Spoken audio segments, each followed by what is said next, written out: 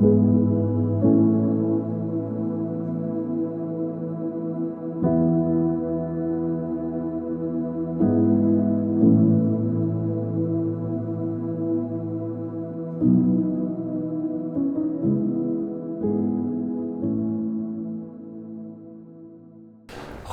dit is vir my weer eens so lekker om saam met jou te kuier hierso by Kallio Kerk op hierdie naweek wat ons 'n Kallio kuier noem. Dit is waar ons gemeente op 'n alternatiewe naweek aanlyn saam by mekaar kom en die ander weke kom ons fisies by mekaar. Dit is hoe ons kerk opgestel is en dit werk vir ons. En so as jy vandag die eerste keer saam met ons kuier, baie welkom. Ek weet sommer jy gaan 'n diep belewenis saam met die Heilige Gees. Daar waar jy is, maak jou oë toe en dan bid ons gou saam. Here, dankie dat ons vandag op hierdie manier weer kan saam wees. Here, ek weet U wil vandag kom genesing bring. Ek weet U wil vandag mense in die regte rigting begelei. Here, U wil kom mense oprig en laat opstaan daar waar hulle is. Mense laat asemhaal wat asem nodig het. Mense laat rus kry wat rus nodig het. Here, ek weet nie hoe doen mense die lewe sonder U nie. Ek weet nie hoe leef mens 'n lewe wat kwaliteit is en wat waardig is en wat sin maak sonder om te besef wie ons is in Christus en wat U vir ons gedoen het. Dankie dat ons deur vandag se woord in te neem dat U vir ons begelei om in oorwinning te leef. Ons het U so lief, dankie Heilige Gees, ons bid dit in Jesus heilige naam, en almal sê, Amen. Ek wil, voor ek in vandag se boodskap inval, wil ek baie opwindende nuus met jou deel.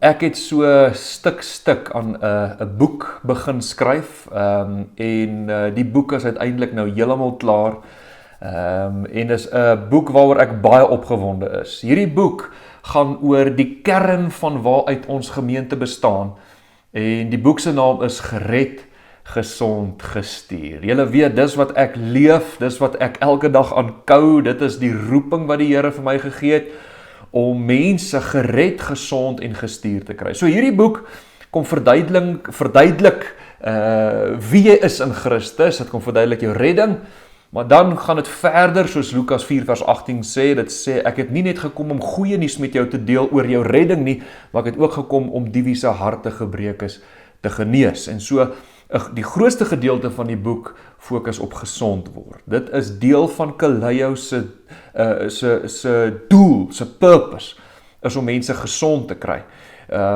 Ons kerk is opgerig, nie om ek wil dit al van Engels sê, we don't want to retain people, ons wil nie kyk hoe baie mense ons kan kry nie, but we want to rehabilitate people. Ons wil mense gesond kry, ons wil sien dat die genade boodskap mense so diep tref, en dat daar transformasie gebeur. Hoeveel keer het ek in my lewe al gesien, waar mense in hopelose situasies is, huwelike, werksomstandighede, gesondheid, verstandelike ongesondheid, en dan kom die boodskap van genade, en dan sien ek hoe die krag van genade deur mense se lewens werk, en dis waar rondom hierdie boek gaan, en dan praat ons oor gestuur, oor hoekom is jy op hierdie aarde, wat is jou doel op hierdie aarde. So hierdie boek het 3 dele, en ons gaan kyk om so hierso by Paasnaweek die boek uiteindelik dan nou gereed te hê, om vir die publiek dit bekend te stel. En so, ek maak jou net so 'n bietjie lus so lank vir hierdie boek waaroor ek baie opgewonde is. In my lewe het ek nooit gedink ek gaan 'n skrywer wees nie, maar het ek nou dit nou begin geniet, en so ek sien uit van nog baie boeke wat nog geskryf word. So, maak dit net vas in jou agterkop. Ons sal al die inligting deurgee wanneer die boek dan nou reg is. Ek wil vandag begin deur 'n groot stelling te maak. Ek sien dat binne in die wêreld globaal is die kerk, nie net ons kerk nie, maar die kerk met 'n hoofletter K is besig om deur 'n groot transisie te gaan. En ons sien al hoe meer hoe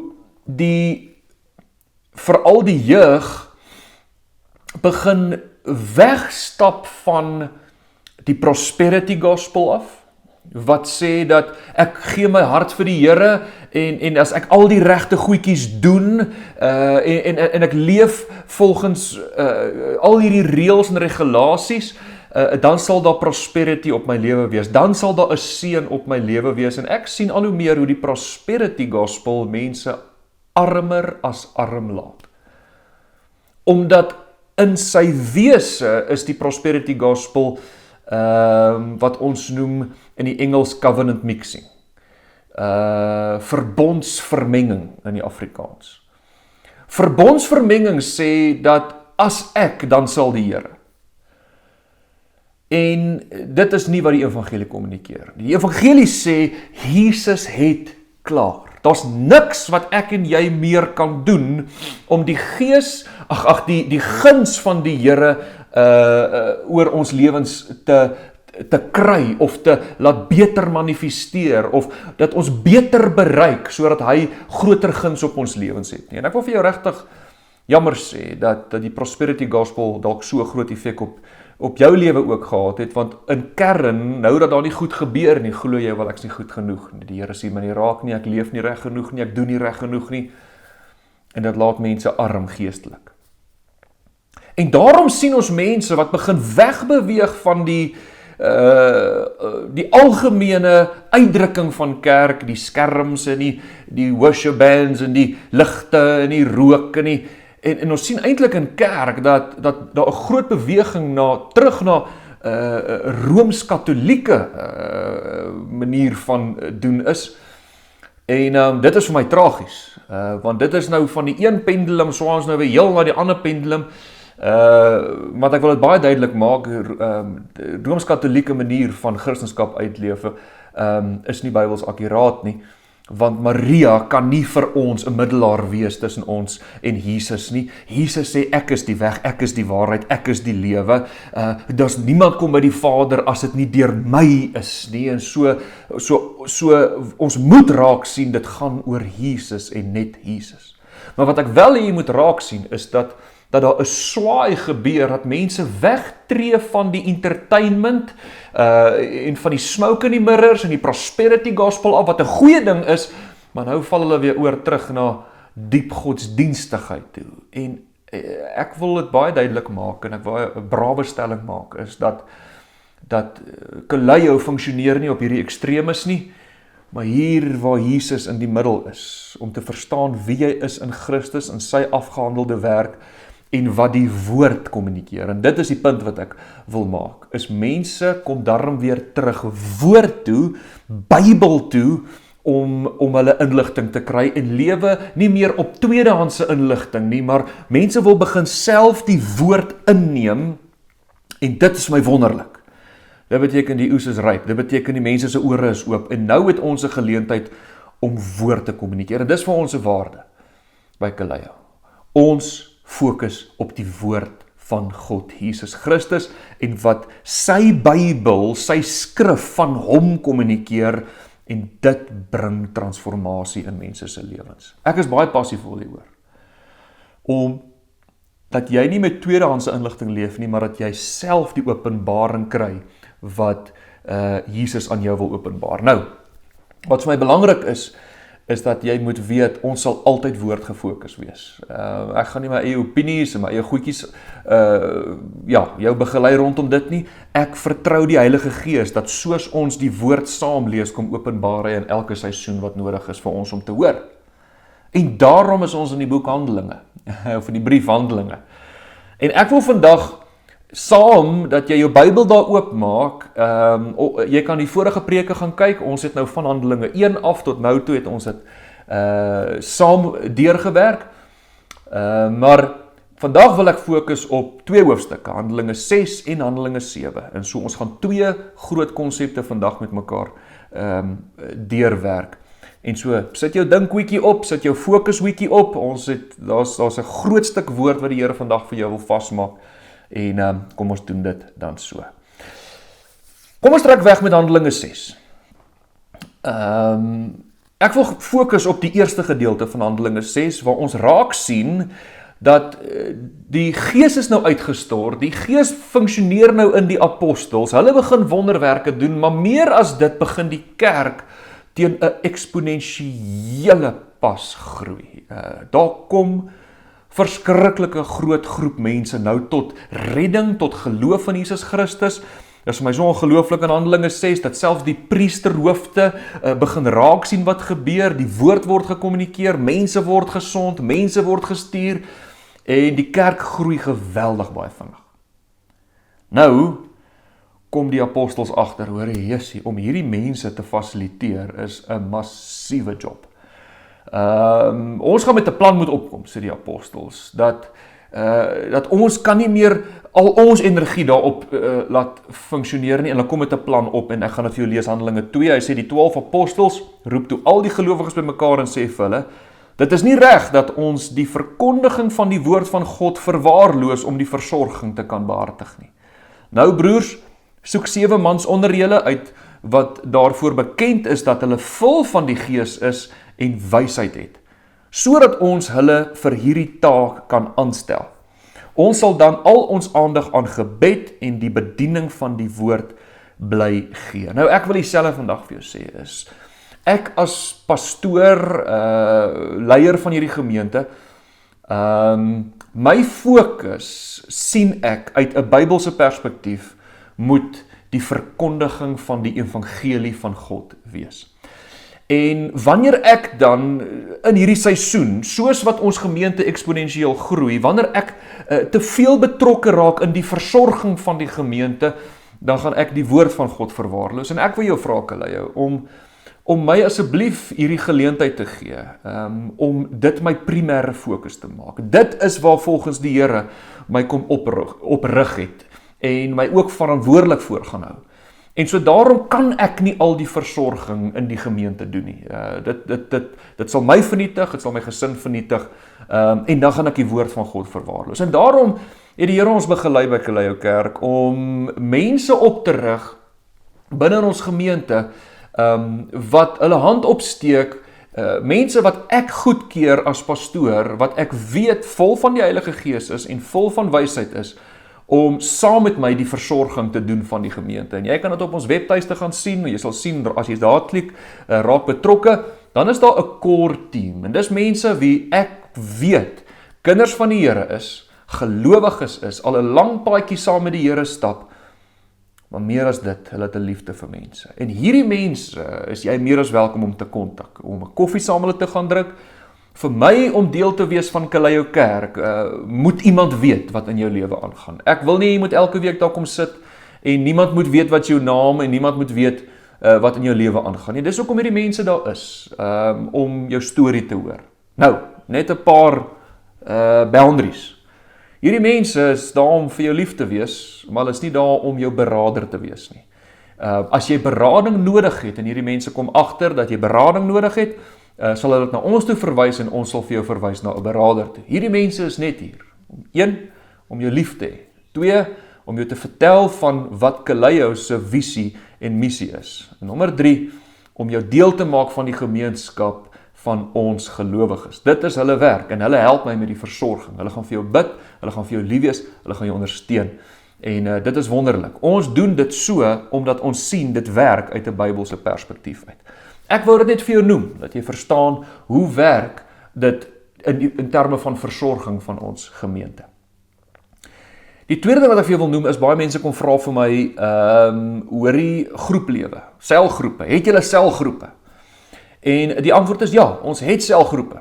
Ons doen dit net bietjie meer op 'n organiese manier.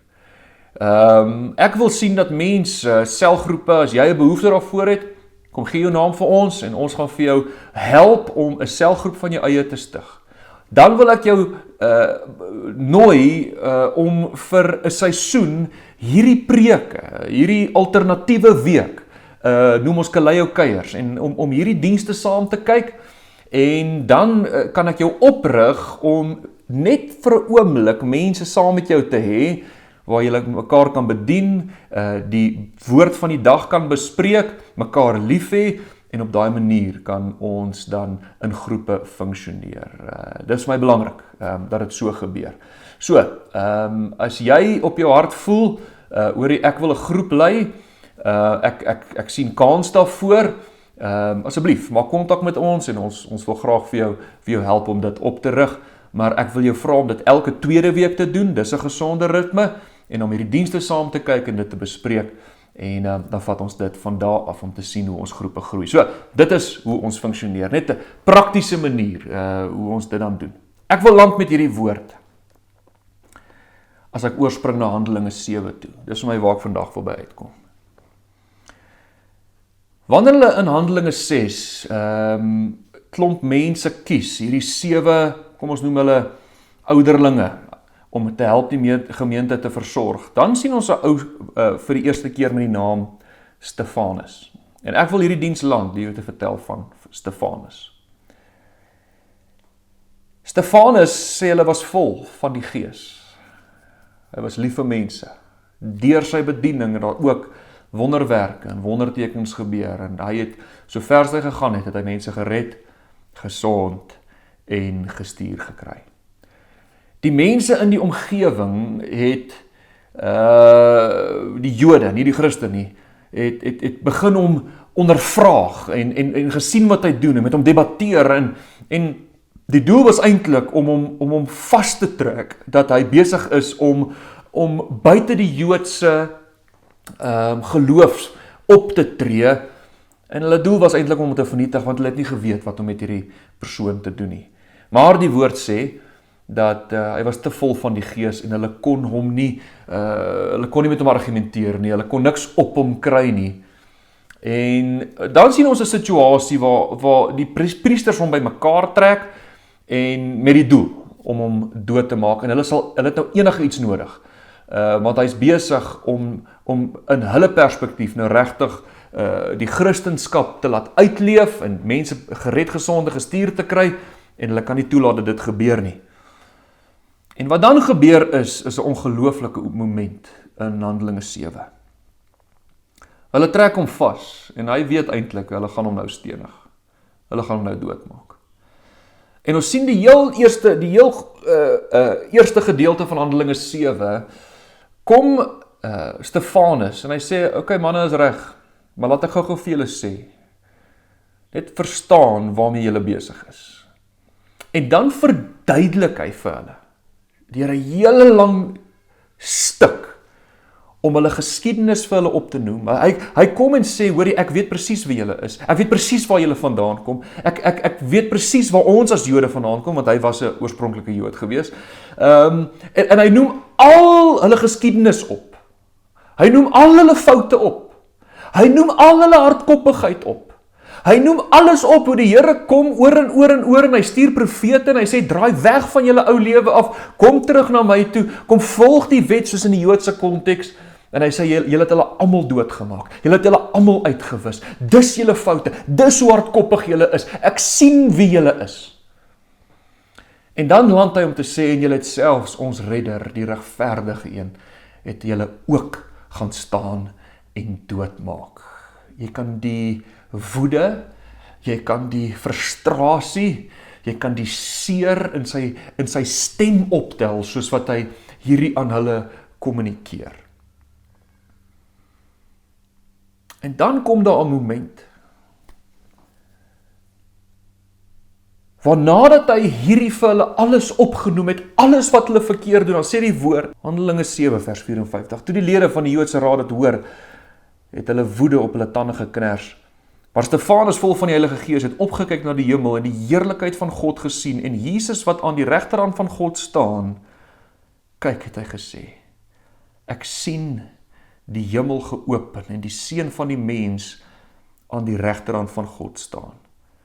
Toe het hulle hard geskreeu en hulle ore toegedruk, en soos een man op hom afgestorm, hom uit die stad uitgesleep en gestenig. Die getuies het hulle klere neergesit by 'n jong man met die naam Saulus. Terwyl hulle vir Stefanus stenig, het hy geroep, Here Jesus, ontvang my gees. En toe het hy op sy knieë neergesak en hardop uitgeroep, Here, moet hulle tog nie hierdie sonde toereken nie. En met hierdie woorde het hy gesterwe. Elke keer as ek hierdie stuk lees, ruk dit my so diep. Ons sien hier 'n situasie wat ek glo baie mense in is. Miskien is jy in presies so 'n situasie. Mense het jou leed aangedoen. Mense het jou seer gemaak. Jy is in 'n situasie waar jy die afgelope tyd deur geweldige woede en frustrasie en seer en pyn moet stoei, net so Stefanus moes. Hoe meer ek met mense kuier, kom ek agter die diep seer wat in mense se lewens is, en die Here laat dit toe, want ons roeping as gemeente is om mense gesond te kry. En so, daarom gaan die Here ongesonde mense na ons toe stuur, met baie seer en baie pyn en 'n seer verlede. En om jou gesond te kry, het ek nodig om jou aandag te fokus op wat hierso gebeur. Jy sien, Stefanus doen wat enigeen van ons sou doen. Die mense wat hom nou wil seermaak, die mense wat hom nou wil doodmaak, hy kom reageer en hy kom eers en wys al hulle foute uit. Hy kom herinner hulle aan alles wat hulle gedoen het en verkeerd gedoen het. En weet jy, ek en jy doen presies dieselfde. Wanneer ons met die seer in ons lewe sit, wanneer ons met die pyn in ons lewe sit, en ons kom weer in gesprekke met daai mense, of ons dink weer daarna, dan kan ek en jy in die fynste detail kan ons opnoem die seer wat hulle aan ons gedoen het, die pyn wat hulle aan ons toegelaat het, alles wat hulle by ons gesteel het en hoekom ons so kwaad is. Maar jy gebeur 'n moment in Handelinge 7 waar hy's reg, die feite is reg, al daai goed het gebeur. En dan sien ons hoe hy 'n ander keuse maak die oomblik wanneer hy Jesus in die oë kyk. Terwyl hulle hom stenig, terwyl hulle hom martel, terwyl hulle hom slaan, kyk hy op na die hemel en hy sien Jesus Christus aan die regterhand van God sit. En toe hy dit sien, toe verander daar iets in sy hart. Jy sien, in daai oomblik verander haat in liefde in. Seer verander in simpatie in, verwerping verander in verstaan in, en woede verander in warmte in, en bitterheid verander in vryheid in. Ek wil jou vandag in die oë kyk aan die einde van hierdie diens, en vir jou sê, alles wat met jou gebeur het, jy is dalk reg, die feite is reg, daai goed het met jou gebeur, dit moes nie met jou gebeur nie, mense het oor 'n lyn getrap, mense het jou misbruik, al die feite is reg, jy's reg.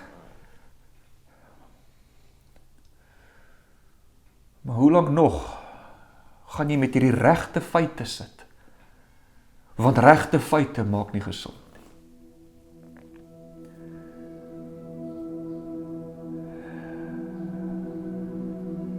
Jy sien, ek weet, ons mense, die Heilige Gees het my kom wys, daar is geld gesteel, jy is daarna gekom, mense het hulle self op jou afgedwing, daar is affairs gewees, daar was dalk te veel drank betrokke gewees, daar klomp goed gebeur, dis al die feite. Maar dit help jou situasie net soveel, want die feite gaan jou nie gesond kry nie. En ek wil jou uitnooi om so Stefanus vandag op te kyk en Jesus op die troon te sien. Want ek dink wanneer jy Jesus op die troon sien, dan sien jy die genade wat uit sy oë uitkom, die welbehae wat uit sy oë uitkom.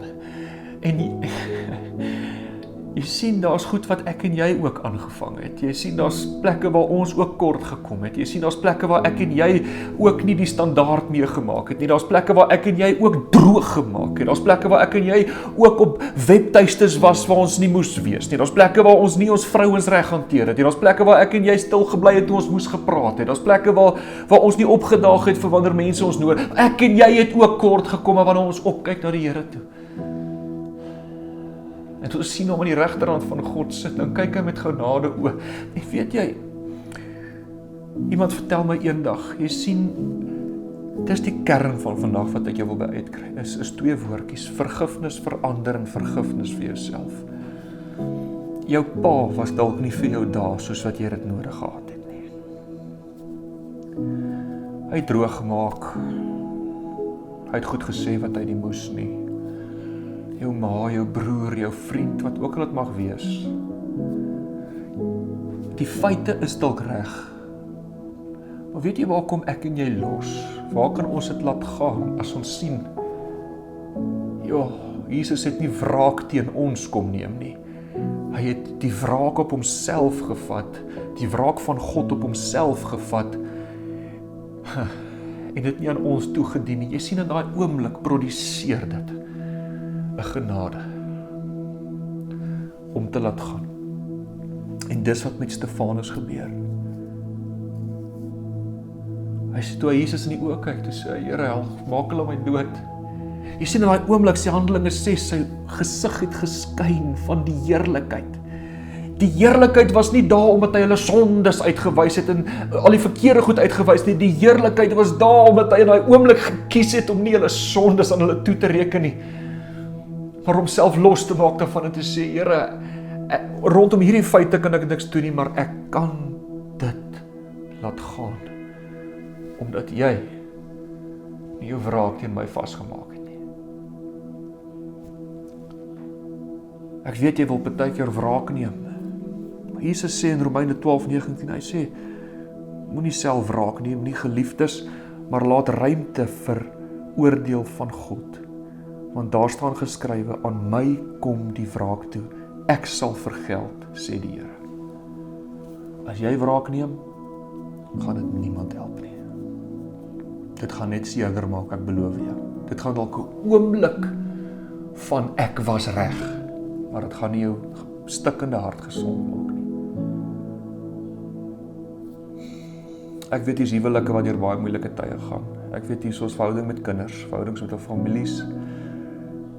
Ek is nie blind vir die seer wat in ons gemeente en rondom ons is nie. Maar ek wil jou vra om soos Stefanus te sê, Here, ek het nie die krag. Die feite het nou vir my niks gedoen nie.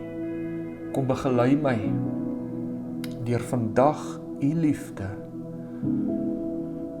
u genade, u krag te beleef, sodat ek nie daai sonde aan hulle toereken nie, want Here, u het nie my sonde aan my toegereken nie, en ek kan dit laat gaan. Jy sien die oomblik wat dit gebeur, dan maak dit 'n plek, bonatuurlik, waar mense kan gesond word.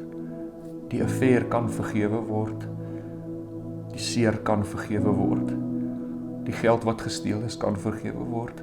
Was die heerlikheid van die Here skyn deur wanneer dit gebeur. Here, ek wil kom en vir mense bid wat nodig het om los te maak, soos wat Stefanus losgemaak het. Die hemele staan in afwagting om te sien, gaan ons aanhou wraak neem of gaan ons laat gaan? Here, ek wil hê, begelei mense om te sê, ek reken daai sonde nie meer toe nie. Dankie Here daarvoor. In Jesus naam bid ek dit. En almal sê amen. Ek hoop vandag se boodskap kon jou kry om te raak te sien dat Stefanus kon loskom van die seer deur te vergewe. Jy weet, baie mense sê ons moet vergewe en vergeet. En dis nie logies nie. Ons gaan nie vergeet wat gebeur het nie, maar ons kan deur vergifnis die genesing beleef. Dat wanneer ons weer daaraan dink, dat die pyn en die seer nie daar is nie. Ek dink dis waarvoor ek en jy as Christene geroep is. Die ander keuse. Jy weet, ons kan kies om wraak te neem, maar daar gebeur iets wanneer ons kies om so Stefanus te sê, Here, ons reken hulle sonde nie toe nie. Dan gebeur daar 'n stuk bonatuurlike geestelike genesing binne my en jou. Dat ons kan loskom van die seer van die verlede. En dat ons lewens kan bou wat tot glorie van die Here is. My hart is om jou gesond te sien, Kaleyo. En die woord kom leer ons dat ons nie in daai rusteloosheid hoef te leef nie, maar ons kan in rus intree deur die Heilige Gees wat ons die bonatuurlike krag gee om los te kom van die seer van die verlede. Ek kan nie wag om volgende week weer met jou te wees by Simplicity Venue. Ons gaan verder kuier. Ons gaan 'n bietjie kyk na Paulus se lewe en die begin van sy bediening. En ek is regtig so opgewonde om jou so daarso te sien. Het ek vir jou gesê ek is lief vir jou? Ek is so lief vir jou. Goed gaan en veilig wees.